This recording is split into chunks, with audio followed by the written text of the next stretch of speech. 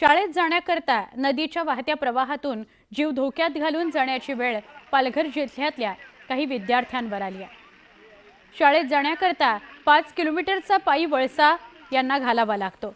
त्यामुळे वाडा तालुक्यातील नाकडपाडा इथले विद्यार्थी आपल्या जीव धोक्यात घालून नदीच्या वाहत्या पाण्याच्या प्रवाहातून नदी पार करतात। नंदुरबार जिल्ह्यातील अक्कलकुवा तालुक्यातील केलखाडी गावातील विद्यार्थ्यांना शाळेत जाण्याकरता एका झाडाच्या आधाराने नदी ओलांडावी लागायची। ही घटना ताजी असतानाच नवापूर तालुक्यातील नेसूब नदी पार करून अंत्यविधी करता काही नागरिकांना जावं लागलंय। तर कोल्हापूरच्या गडहिंग्लजमध्ये पायवाटच नाहीये आणि चिखलाचा रस्ता आहे, त्यातून बैलगाडी स्वतः हाकून एका आजींना दवाखान्यात दाखल करावं लागलं।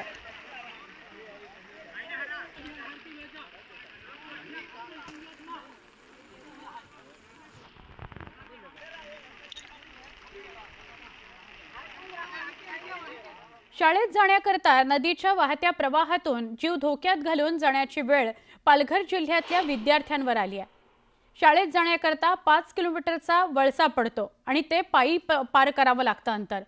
त्यामुळे वाडा तालुक्यातल्या नाकडपाडा इथले विद्यार्थी आपला जीव धोक्यात घालून नदीतल्या वाहत्या पाण्याच्या प्रवाहातून नदी पार करतात। रोज अशी हाताची एकमेकांना धरून साखळी करायची आणि हा एवढा मोठा नदीचा प्रवाह पार करायचा।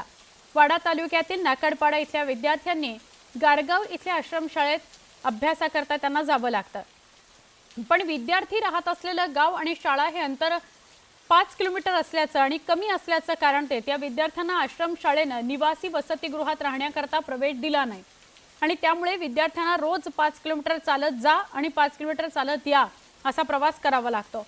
पावसाळ्यात मात्र ही नदी पार करावी लागते आणि हा प्रवास जीवघेणा आहे।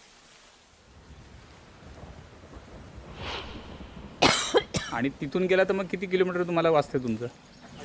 2.5 किलोमीटर। तुम्हाला वाहन बिन नाही का इथं कुठं? नाही। बरं, गावातली टोटल तुम्ही किती मुलं जातात शाळेमध्ये? 17-18 अशी। 17-18 मराठी शाळेतली वायली। हां।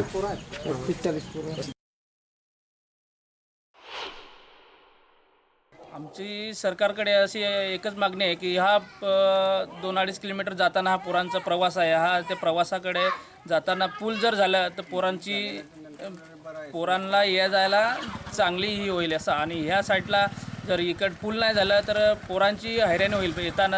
जाता येतात जर 5 किलोमीटर जायचा प्रवास झाला आणि याचा 5 किलोमीटर प्रवास झाला तर जाऊन येऊन 10 किलोमीटर प्रवास होईल।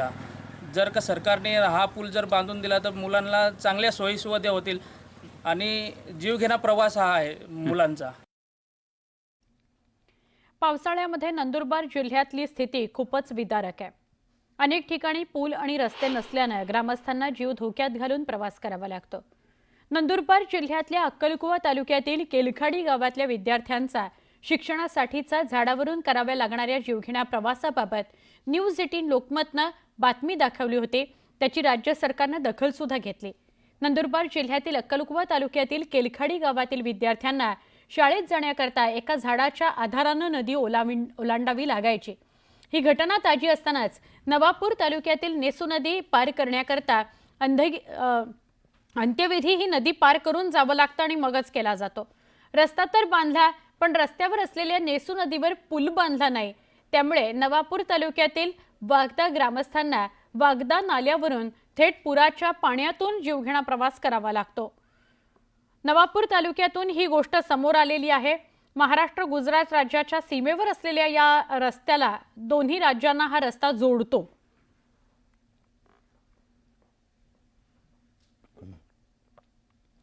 नंदुरबार जिल्ह्यातील अक्कलकुवा तालुक्यातील केलखाडी गावातील विद्यार्थ्यांना शाळेत जाण्याकरता एका झाडाच्या आधाराने नदी ओलांडावी लागायची। ही घटना ताजी असतानाच नवापूर तालुक्यातील नेसू नदी पार करून अंत्यविधी करता जावं लागतंय। शेगवे या गावात लोकांना त्यांच्या नातेवाईकांच्या अंत्यसंस्काराकरता नदी पार करावी लागली। धक्कादायक बाब म्हणजे स्मशानभूमीत जाण्याकरता पूल नाही, तसंच अन्य कोणताही मार्ग नाही। त्यांनी नदीतील वाहत्या प्रवाहाच्या पाण्यात उतरून ही नदी पार केली। अंत्यसंस्काराकरता किंवा रोजच्या शेतीच्या कामांकरता सुद्धा ही नदी पार करूनच नागरिकांना पलीकडच्या बाजूला जावं लागतं.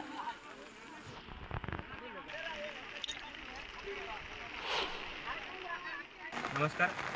सिगवे गावालगत एक येशू नदी वाहते. तिथं म्हणजे हे लोक 75 वर्ष स्वातंत्र्य होऊन आपल्याला 75 वर्ष झाले. 75 वर्षापासून संघर्ष करत आहे. आज देखील एक मयात इथं झालं, सिगवे गावामध्ये झालं. तर स्मशानभूमी नदीच्या त्या साईडला आहे. तर आज पण हे लोक नदी पार करून घेऊन गेले. मागच्या वर्षी तर एक जण वाहता वाचून गेला होता. आणि नदीच्या लगत शेती पण आहे. म्हणजे रोज त्यांना ही नदी ओलांडून शेती करायला जावं पडतं. तर प्रशासनाला विनंती की लवकरात लवकर याचा एक छोटा ब्रिज किंवा एक पूल बनवून द्यावा अशी आमची मागणी आहे. नमस्कार, माझे नाव आहे सुनीता कैलास गावित.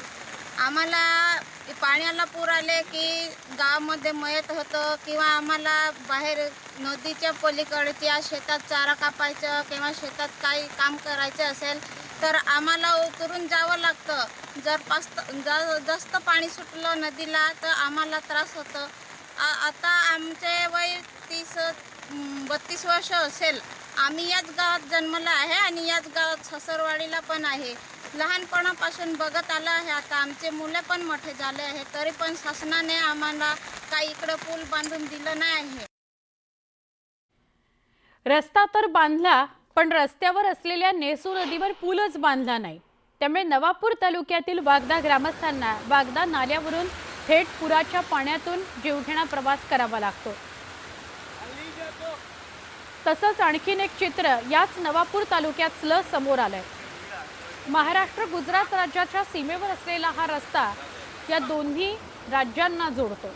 रस्त्याच्या एका बाजूला वागदा गाव आहे आणि दुसऱ्या बाजूला अनेक शेतकऱ्यांच्या शेतजमिनी आहेत. रोज शेती करता अशा पद्धतीने शेतकऱ्यांना या ठिकाणाहूनच जावं लागतं. आणि हा रस्ता बांधकामावेळी स्थानिक शेतकऱ्यांनी या ठिकाणी पुलाची मागणी सुद्धा केली होती, पण त्याकडे सोयीस्कर दुर्लक्ष झालं. या परिसरातल्या ग्रामस्थांना आज हे हाल भोगावे लागत आहेत. बोरचक आणि करंजाळी या गावातील लोकांना रोज या रस्त्याचा वापर अशा धोकादायक पद्धतीनेच करावा लागतो.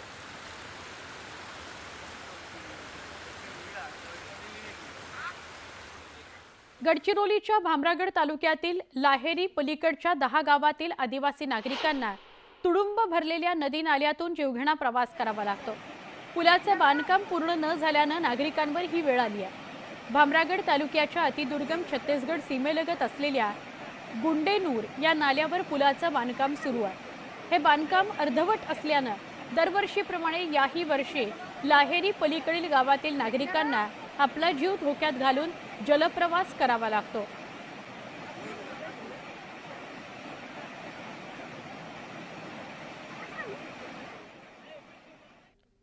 महत्त्वाची बातमी कोल्हापुरातून. कोल्हापुरामध्ये भर पावसात मृतदेहाची हेळसांड झालेली आहे. कोल्हापूरच्या CPR रुग्णालयात धक्कादायक प्रकार समोर आलाय. मृतदेह पावसात ठेवून कर्मचारी गायब झाले. अत्यंत धक्कादायक घटना आहे. कोल्हापूरमधली ही बातमी आहे. कोल्हापूरमध्ये मृतदेहाची अशी हेळसांड झालेली आहे. कोल्हापूरमध्ये मृतदेह पावसात ठेवून कर्मचारी गायब झालेले होते. मृतदेह पावसात भिजत ठेवला गेला. कोल्हापुरात भर पावसात मृतदेहाची हेळसांड झाल्याचं बघायला मिळालं. मृतदेहाची CPR रुग्णालयातली ही धक्कादायक घटना मृतदेहासंदर्भातली. मृतदेह जरी प्लास्टिकच्या पिशवीमध्ये व्यवस्थित बांधलेला असला तरी देखील तो असा स्ट्रेचरवर पावसात भिजत ठेवून कर्मचारी गायब होते.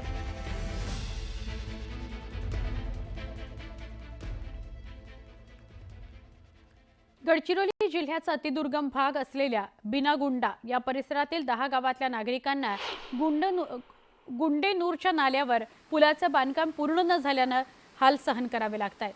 असा व्हिडिओ व्हायरल झालेला आहे. यानंतर याच भागातील बंगाली गावातील भीषण परिस्थिती समोर आली आहे. बंगाली गावातील विद्यार्थ्यांना आश्रमशाळेत लाहोरी इथं जाण्याकरता तुडुंब भरलेल्या पाण्यातून प्रवास करावा लागतो. पुलाचं बांधकाम अपूर्ण अवस्थेत असून पुढच्या वर्षापर्यंत या पुलाचं बांधकाम पूर्ण होण्याची शक्यता आहे.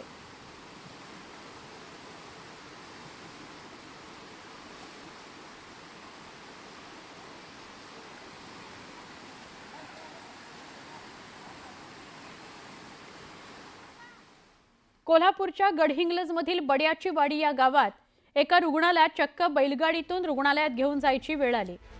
गावाला जायला पक्का रस्ताच नसल्यानं नागरिकांना बैलगाडीशिवाय दुसरा पर्याय उरला नाही। स्वतःला बैलगाडीला जुंपत नागरिकांनी रुग्णाला दवाखान्यात दाखल केलं। हे गाव हसन मुश्रीफ यांच्या मतदारसंघात येत असून मुश्रीफ यांनी गावाला जायला आता तरी रस्ता करावा अशी मागणी होती आहे। तर व्हिडिओ व्हायरल झाल्यावर इथल्या नागरिकांना तातडीनं कच्चा रस्ता करून द्या असे आदेश तहसीलदारांनी दिले।